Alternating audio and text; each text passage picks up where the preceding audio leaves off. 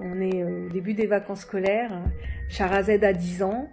Elle va descendre les poubelles et l'histoire du dossier, l'histoire publique, c'est qu'elle a disparu en déposant les poubelles dans la cave.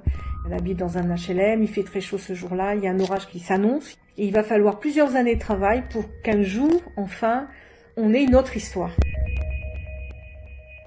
En réalité, en écoutant des membres de sa famille, on va se rendre compte que Shahrazed n'est pas disparue dans la cave, mais est bien remontée de cette cave.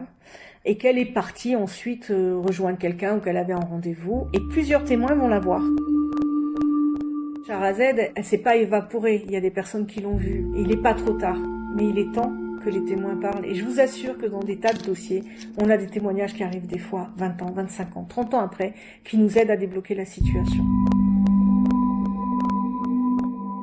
C'est d'abord Férouz Bendouyou qui découvre à l'occasion d'une interview sur un plateau télé, qui apprend très durement par un policier qui est invité sur ce plateau télé, que en fait le dossier de sa sœur n'est plus investigué, qu'elle n'est pas recherchée par la police et la justice.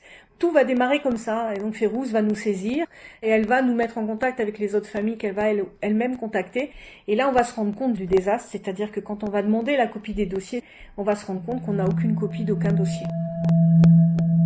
Il a fallu qu'on fasse un scandale auprès du ministère de la Justice pour qu'enfin un juge d'instruction soit désigné et reprenne ses affaires.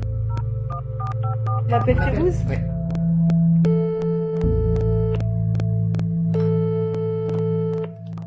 Ah oui ? Oui.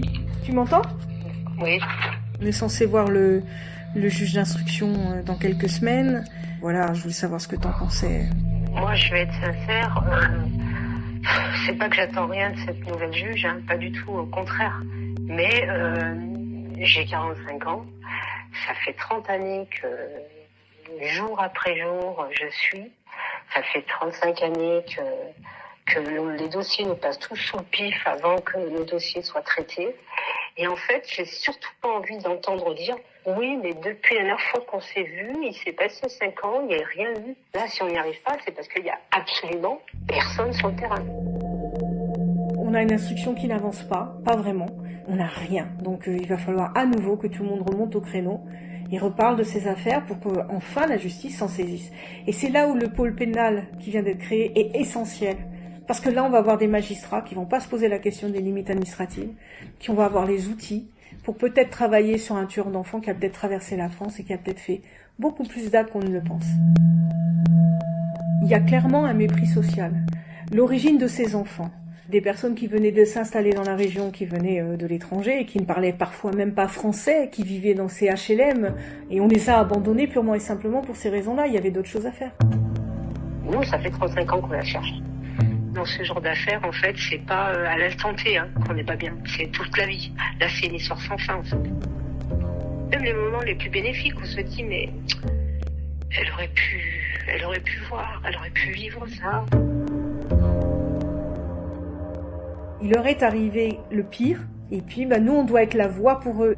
L'avocat, il parle pour, mais nous, on n'est qu'une courroie de transmission entre tout le monde.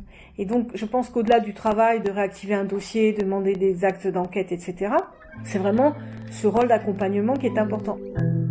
Et puis, c'est apaiser des douleurs quand on peut, ou en tout cas servir de paratonnerre par rapport à la justice très souvent aussi.